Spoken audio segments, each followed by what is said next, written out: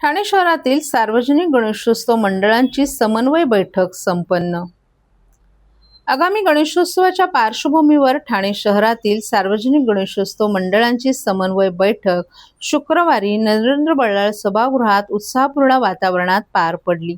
गणेशोत्सवाच्या काळात निर्माण होणाऱ्या विविध समस्या, मंडळांच्या अडचणी आणि प्रशासनाकडून करण्यात येणाऱ्या उपाययोजनांबाबत या बैठकीत सविस्तर चर्चा करण्यात आली।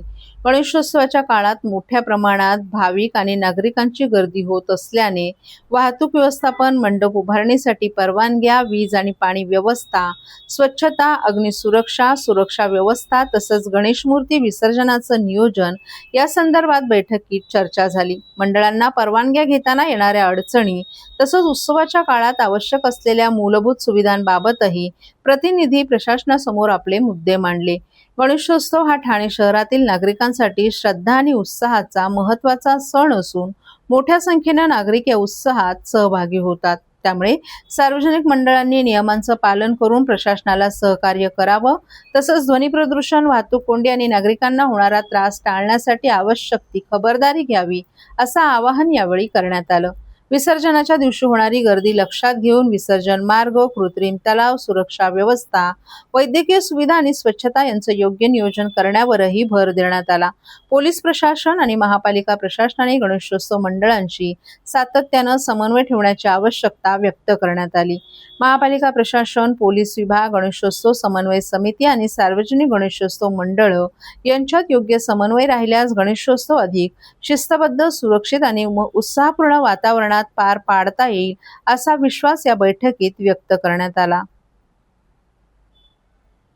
खरं तर ही उशिरा बैठक घेण्यात आलेली आहे आणि या बैठकीला महापौर देखील उशिरा आल्या होत्या।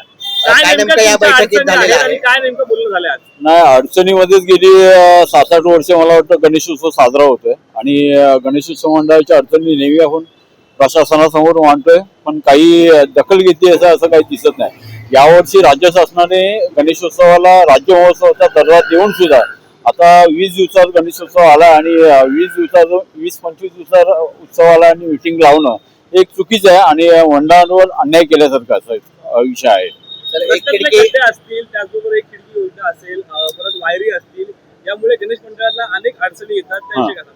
नाही, हे सगळे विषय जवळजवळ 5-6 वर्ष आपण प्रशासनासमोर मांडतोय, पण याच्यावर अजूनपर्यंत कोणती दखल घेतल्यासारखी असं वाटत। हे सगळे खड्ड्याचे विषय, खड्डे तसेच आहेत, खड्ड्यांचे विषय तसे आहेत, वायरिंगचे विषय तसे आहेत, ट्राफिकचे विषय तसे आहेत आणि हे सगळे विषय असून सुद्धा जर ठाणे महानगरपालिका ग्रीन गणेशोत्सवाचा जर अट्टहास करत असेल तर मला वाटतं हे कुठेतरी चुकीचं आहे। या गोष्टी पहिला सुधारणा केल्या पाहिजेत आणि त्यांनी कुठेतरी ग्रीन महोत्सव व्हावा किंवा मातीच्या मूर्त्या आणाव्या ठाण्यामध्ये आणि त्याचं हे व्हावं, ही स्वप्न त्यांनी बघावी।